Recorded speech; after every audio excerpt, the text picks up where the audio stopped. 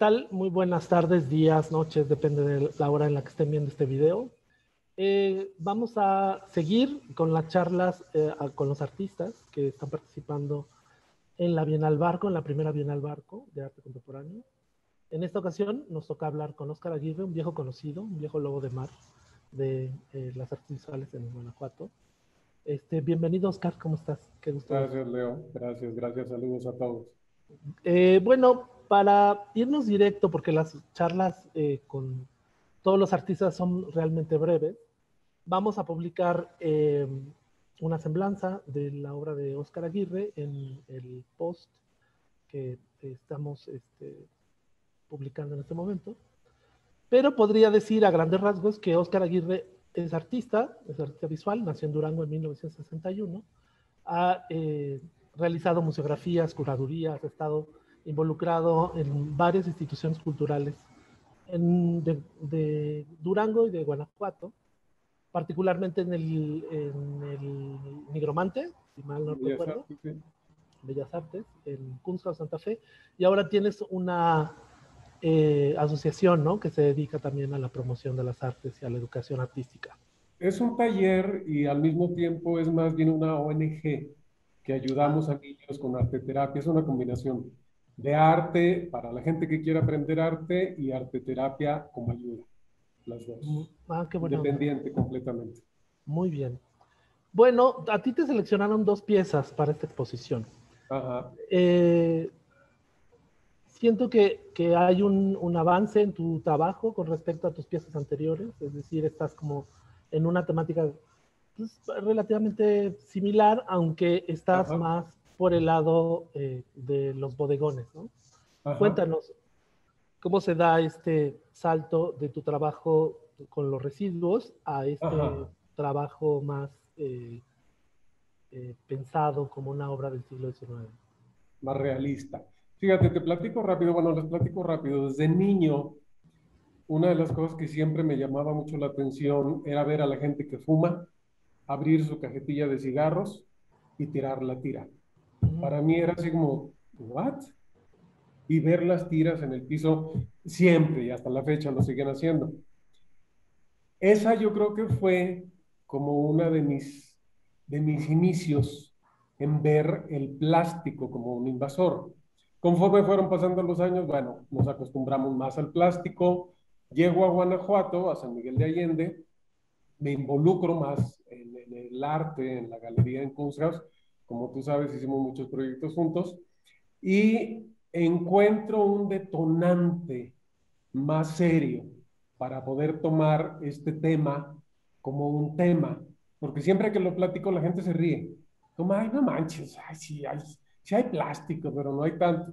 Entonces ahorita le dices a la gente que hay una isla de plástico del tamaño de Texas o más grande, se siguen riendo, porque si dicen, ay, sí, bueno, sí veo que ahí se ahogan pescadillos y se atoran pajarillos, pero nada más que eso. ¿Qué pasa con la evolución que me dices, Leo? Le debo a Marta Palau, la maestra, tú la conoces, el haber entrado al textil dentro del arte. Pero ¿qué hago con el textil? Lo convierto en mi propio material, en mi propia técnica al utilizar plástico. El plástico como mi materia prima. Yo tejo desde muy niño y tejo plástico desde hace muchísimos años, mucho antes que llegara a San Miguel, pero nunca sabía para qué sentido tenía. O sea, lo tejías Total, ya tú como... conoces toda mi trayectoria dentro de Kunsthaus, después de Kunsthaus, pero yo siempre tenía la espina de la pintura.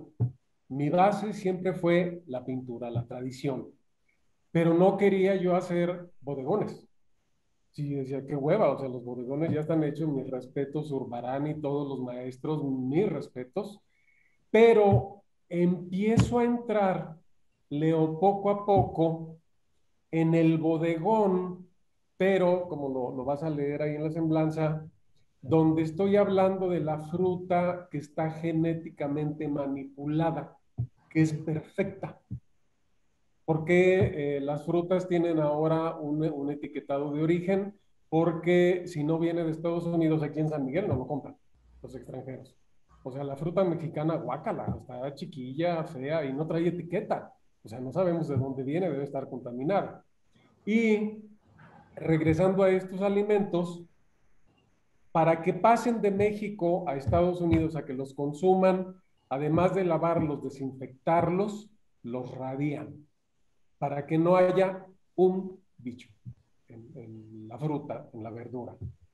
¿Qué pasa en los bodegones? En los bodegones yo me incorporo esta fruta casi perfecta y toda la fruta tiene estas etiquetas de origen.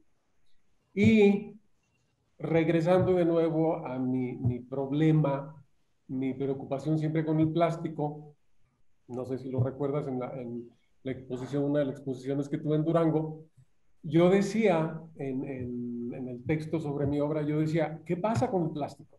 O sea, lo enterramos y luego sobre el plástico hacemos parques. O sea, el petróleo no se hizo así. O sea, qué pena. Alguien se está equivocando en la técnica, ¿no? En pensar que va a suceder. Pero hace algunos años, leyendo un artículo en el New York Times, me entero que están descubriendo que el plástico ya está en el agua, en la leche materna, en el pecho de las mujeres y en muchos de los productos que vienen en plástico. Los yogurts, ciertos tipos de leche, sobre todo los plásticos muy corrientes por ser inestables. Esto me mete más todavía, Leo, en esta cuestión de cuándo vamos a entender que el plástico es un problema. Para eso existe el vidrio, para eso existe metal, hay otras opciones, pero desgraciadamente nada es tan accesible como el plástico. Por eso tenemos refrescos, por eso tenemos agua, los medios de comunicación nos lo ponen de moda, nos enseñan a Madonna tomando con agua en una botella de plástico y todo el mundo quiere tomar esa marca y esa botella y tomarse una foto con esa. Entonces, todo eso es lo que está incorporado en mi pintura, básicamente, toda esta problemática, pero utilizando la técnica que he ido depurando cada vez más a partir de trabajar en el concepto, que es mi base. ¿Qué está pasando con el plástico? ¿Qué está pasando con Monsanto, que tiene el maíz controlado por todos lados, por no mencionar un montón más de transgénicos, que la gente no se da cuenta, la gente no sabe? La gente que tiene cierto nivel educativo, muchas veces es más cómodo no verlo. Ya te dicen, ay, qué exagerado, no pasa nada. Cambio climático, ay, no, no, no, qué exagerado, no, no tiene nada que ver con eso. Y desgraciadamente sabemos que todo está relacionado. Básicamente, vamos por ahí, básicamente.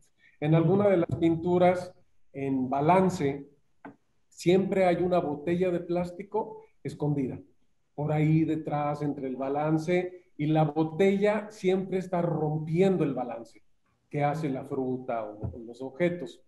Otro elemento que incorporo son objetos de diferentes culturas, porque es un problema que está sucediendo en todo el mundo. No es solamente México, desgraciadamente, pero países tan poderosos como Estados Unidos a la fecha lo siguen negando. Ellos no contaminan, ellos no hacen nada. O sea, claro que no. Somos los pobres los que hacemos porque tenemos la ignorancia de tirar toda la basura en las calles. Y desgraciadamente sabemos, es muy poco aún el porcentaje que se recicla, desgraciadamente. Básicamente vamos por ahí, Leo. Ok. Estamos viendo ahora una de tus piezas. ¿Cuál es el título de esta pieza? Ese es balance. Si te fijas aquí abajo de las zanahorias está, apenas se ve la botella de plástico. Sí, está muy escondida, ¿no? Hay un asunto también que está como referenciado a cierto tipo de piezas de artistas del siglo XX, ¿no? Por ejemplo, estoy pensando en Luis García Guerrero, por ejemplo. Ajá. O incluso en Hermenegildo Bustos. ¿Tú pensaste en ellos cuando estabas haciendo este tipo de trabajo? Repíteme, no te oí. Que sí, que hay como una relación, yo encuentro una relación pues con el trabajo de Luis García Guerrero o del propio Hermenegildo Bustos. ¿Tú Ajá, pensaste claro. claro. en ellos cuando estabas haciendo estas piezas? O de dónde te No, salió la idea de hacer este tipo de cosas? no. ¿Sabes que me llegó a partir de pensar en lo opuesto, en el desbalance que estamos haciendo todo el movimiento político para que Monsanto no entre a México, entre Ujú. comillas, que ya está en México, obviamente? Entonces, para mí era toda esta cuestión de cómo generar un balance, si no hay un balance, no existe un balance.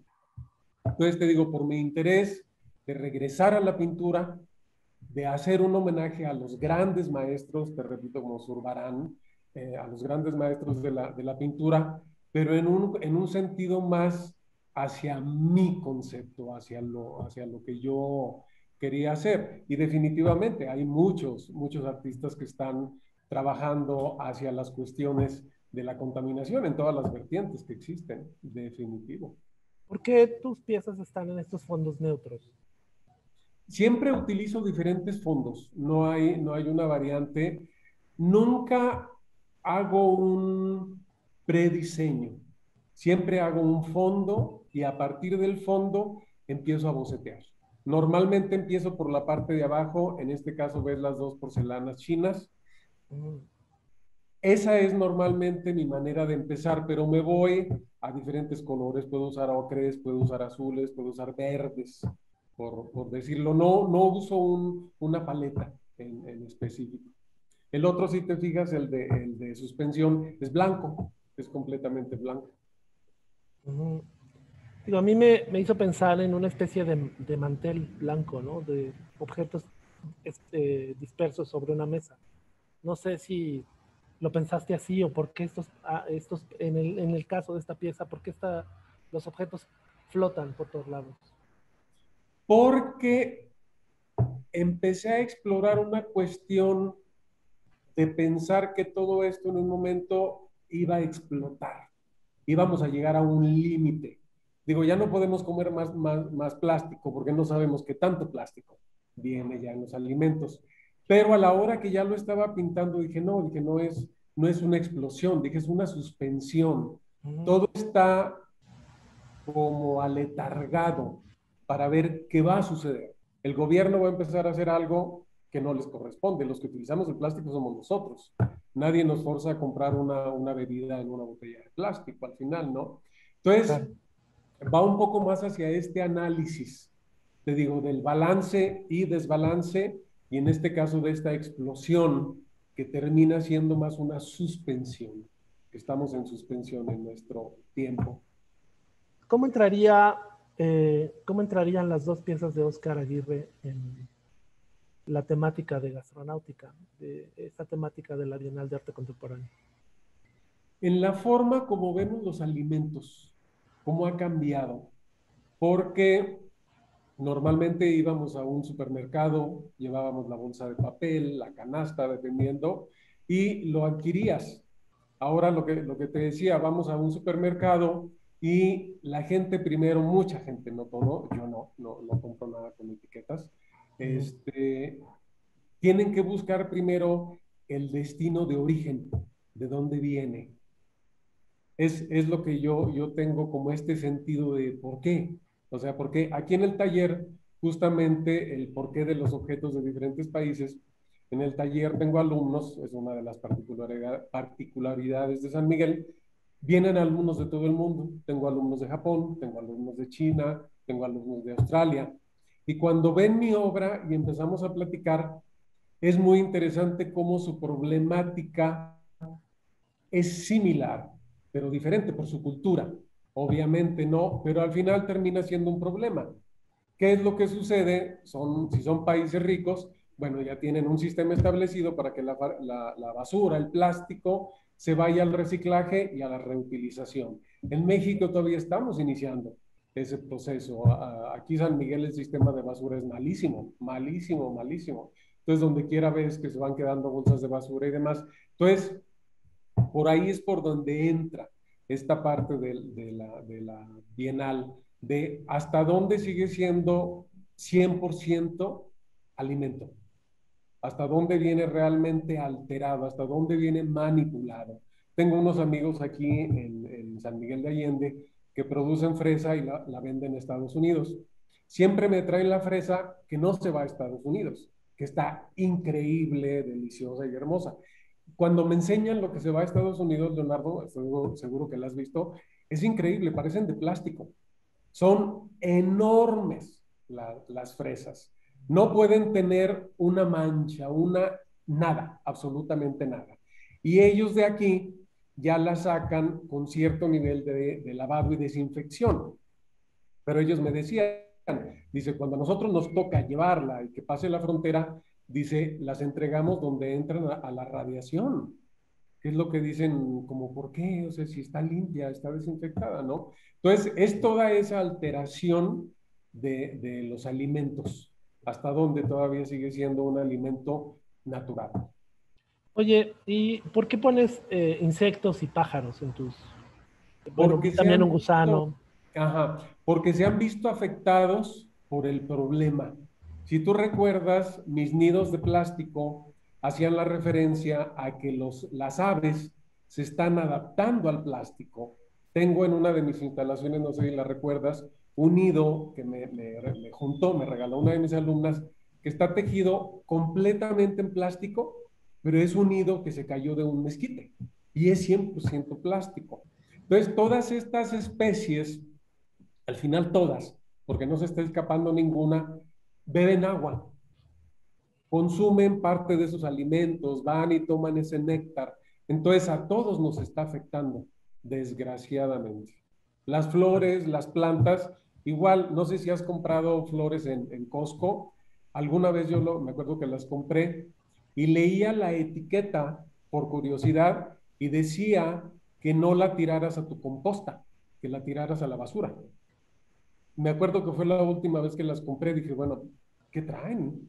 O sea, ¿qué líquido o qué preservativo les ponen para que te aconsejen que no la uses en tu jardín, que no la tires en tu jardín? Hasta ese punto, perdón, llegamos. Claro. ¿Tú no has hecho ningún tipo de investigación en torno a cuáles son algunas de las soluciones para el uso del plástico y no lo has usado en tu trabajo? Desgraciadamente, a nivel científico, Leo, la única solución es dejar de utilizarlo. Bueno, Cuando lo... hay un par de ¿Eh? proyectos interesantísimos Uh -huh. en algunas partes del país Sí, donde no, utilizan sí plásticos hay, y hacen gasolinas y eso, ¿no? claro, no, sí hay proyectos. ¿Cuál es el problema? Que la manipulación te implica transformación, que implica uso de calor. Entonces ya estás generando contaminación a partir de Claro. ahí. O Oye, sea, como solución existe, pero la solución que dicen, dejemos de usar hidrocarburos, o sea, dejemos de usar plásticos para poderlo hacer, pero tú y yo sabemos que eso no va a suceder nunca. bueno, estamos en un problema pandémico que tiene más de un año y Claro. desgraciadamente el uso de plásticos se Sí, duplicó, se no, ha triplicó, ¿no? aumentado, ha aumentado, claro. Se ha convertido en un mal necesario, por Sí, desgracia, ¿no? Entonces, bueno, sí, sí, me parece muy interesante tu trabajo y bueno, este tipo de reflexiones también nos hacen plantearnos qué tipo de soluciones podría haber con respecto a este claro, tipo de problemas tan severos, ¿no? Como lo mencionabas claro, hace rato, la isla de plásticos, ¿no? En cómo se están claro. contaminando los mares, la tierra, el aire Donde propio, ¿no? quiera, claro. No sé si tú recuerdas, uno de mis proyectos hace varios años implicaba el irme a las calles con niños a recolectar botellas de plástico para tejerlas, para reutilizarlas. Y ese proyecto fue el que me hizo el decidir que para llegar a las familias con el problema de basura o de contaminación era por los niños. Los adultos no entendemos, los adultos no cambiamos, el niño sí. Y tiene que ver con esta parte donde si logramos generar una conciencia, quizá puede cambiar el uso del plástico, ojalá se pudiera eliminar. No creo, México, por ejemplo, es un país productor de petróleo y nuestra base es petróleo. Entonces no vamos jamás a dejar de producir plásticos. Claro. ¿Qué sigue para Óscar Aguirre? Seguir pintando, seguir pintando. Ahorita estoy en una participación en Alemania. una competencia de pintura, básicamente de pintura. Y mi línea es seguir. No tengo una expectativa en particular. Los artistas ya de mi edad estamos felices de seguir trabajando, seguir teniendo exposiciones y cosas por el estilo. El reconocimiento y demás yo sé que no viene. Los curadores ya se van sobre lo que está pasando nuevo, entre comillas, que muchas veces es una repetición de lo que otro artista ya hace, entre comillas de nuevo, ¿no?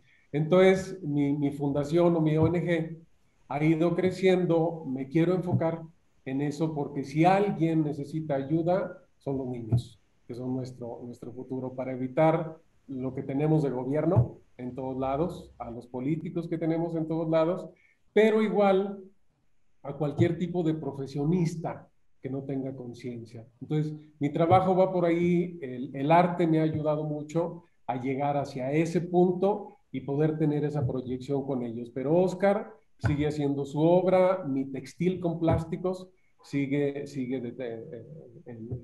¿cómo te diré? Como en boga. El textil me encanta, te digo, Marta Palau es la culpable de eso porque ella me inspiró. Y seguir ver de alguna manera reinventándome. Se dice mucho ahorita que ya no inventamos nada, todo está hecho y estoy completamente de acuerdo. Estoy completamente de acuerdo. Pero yo creo que los límites los ponemos nosotros.